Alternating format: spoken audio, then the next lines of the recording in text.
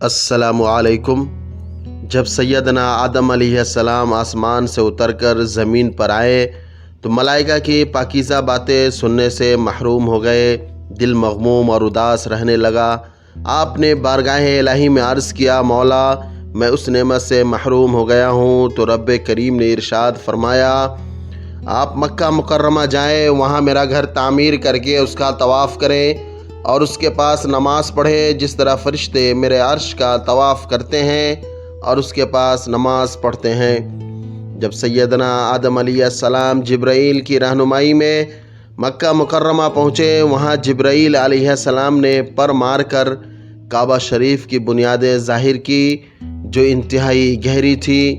پھر فرشتے 5 مختلف پہاڑوں سے بڑی بڑی وزنی چٹانیں لائیں، جن میں سے ایک چٹان 30 آدمی بھی نہیں اٹھا سکتے تھے۔ حضرت آدم علیہ السلام نے ان پتھروں سے بیت اللہ شریف کا تعمیر کیا۔ جب انہوں نے تعمیر مکمل کر لی تو اللہ تعالیٰ کی طرف سے وحی نازل ہوئی، اب آپ اس گھر کا طواف کرو۔ انہیں بتایا گیا کہ آپ پہلے انسان ہیں اور یہ پہلا گھر ہے۔ اس کے بعد صدیاں بیت گئی، یہاں تک کہ نوح علیہ السلام نے اس کا حج کیا۔ پھر صدیاں بیت گئیں، یہاں تک کہ حضرت ابراہیم علیہ السلام نے اس کی بنیادوں کو اٹھایا۔ سیدنا ابراہیم علیہ السلام فلسطین سے مکہ معظمہ میں حضرت ہاجرہ اور حضرت اسماعیل علیہ السلام سے ملاقات کے لیے تشریف لاتے رہے۔ جب تیسری بار بیت اللہ شریف کی تعمیر کے سلسلے میں تشریف لائے تو حضرت اسماعیل علیہ السلام، جن کی عمر اس وقت 20 سال تھی، چاہے زمزم کے قریب ایک درخت کے نیچے بیٹھے تیر بنا رہے تھے۔ طویل عرصے کی جدائی کے بعد والد گرامی کے چہرے انور کی زیارت سے خوشی کی لہر دوڑ گئی۔ انتہائی تعظیم و تکریم سے خوش آمدید کہا۔ سلام و کلام کے بعد حضرت ابراہیم علیہ السلام نے اپنے فرزند ارجمند کو مخاطب کرتے ہوئے ارشاد فرمایا، بے شک تیرے رب نے مجھے بیت اللہ کی تعمیر کرنے کا حکم دیا ہے۔ اسماعیل علیہ السلام نے کہا، ابا جان، اللہ کے حکم کی اطاعت میں جلدی کریے۔ ارشاد فرمایا، رب کائنات نے اس عظیم کام میں تجھے میری مدد کرنے کا حکم دیا ہے۔ اسماعیل نے عرض کیا، میں حاضر ہوں، آپ شروع کیجئے۔ اللہ کے یہ دونوں مقرب بندے اس کام کی تکمیل کے لیے کمر بستہ ہو گئے۔ مکمل ارادہ اور جوش و جذبہ کے ساتھ تعمیر کعبہ کا ارادہ کر لیا۔ اس جوش و جذبے میں احساس بندگی اور انکساری کا عنصر غالب تھا، مگر ابھی تک یہ معلوم نہ ہو سکا کہ بیت اللہ شریف کا حدود اربع کیا ہے، دیواروں کی لمبائی چوڑائی کتنی ہے، کیونکہ مرور زمانہ اور سیلاب نے اس کے قدیم نشانات کو ختم کر دیا تھا۔ متعدد روایات میں ہے کہ آپ کی رہنمائی کے لیے بہت ساری چیزیں نمودار ہوئیں، مگر صحیح قول یہ ہے کہ حضرت جبرائیل امین نے ابراہیم علیہ السلام کے لیے بنیادوں کی نشاندہی کی تھی۔ خیر، باپ اور بیٹے نے کعبہ کی جبرائیل امین کی بتائی ہوئی جگہ پر کھدائی شروع کر دی۔ کچھ دیر بعد وہ قدیم بنیاد جو آدم علیہ السلام نے رکھی تھی وہ ظاہر ہو گئی، جس پر ابراہیم علیہ السلام نے تعمیر کرنا شروع کر دیا۔ اللہ اکبر، کیسا منظر رہا ہوگا۔ حضرت اسماعیل علیہ السلام ایک مزدور کی بھیس میں پتھر لانے کی خدمت انجام دے رہے ہیں، جبکہ حضرت ابراہیم علیہ السلام ایک معمار کی حیثیت سے اپنے مقدس ہاتھوں سے دیوار کھڑی کر رہے ہیں۔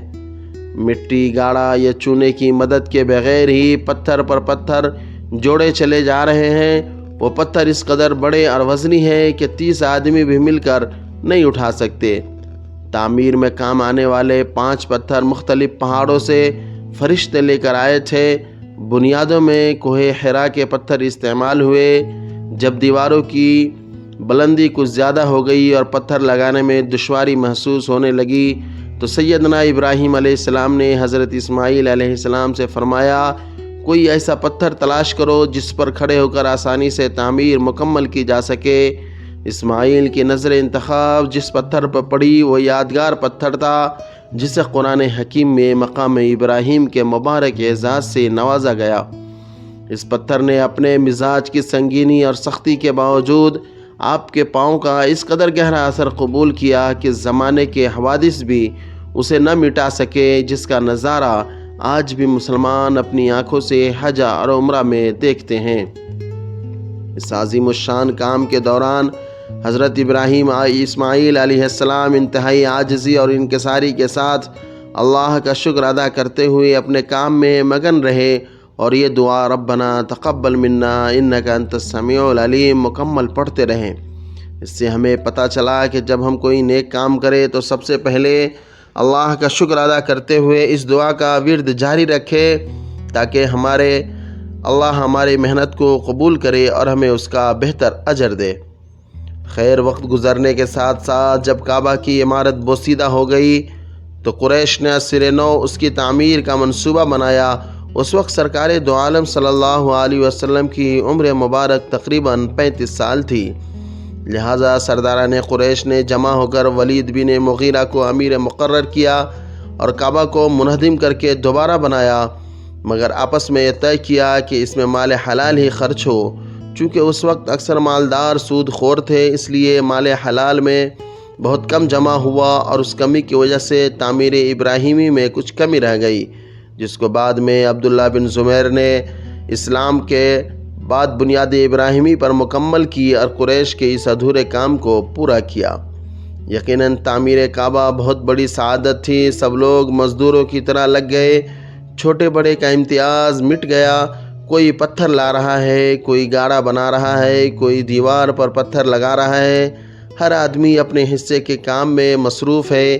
یہ وہ بابرکت عمل تھا جس میں خود حضور اکرم صلی اللہ علیہ وسلم نے بھی حصہ لیا اور آپ بھی پتھر لا کر دیتے رہیں، یہاں تک کہ اس باہمی اتحاد و اتفاق کی فضا میں تعمیر کعبہ مکمل ہوا اور اس طرح سے تعمیر کعبہ کا شرف لوگوں کو حاصل ہوا۔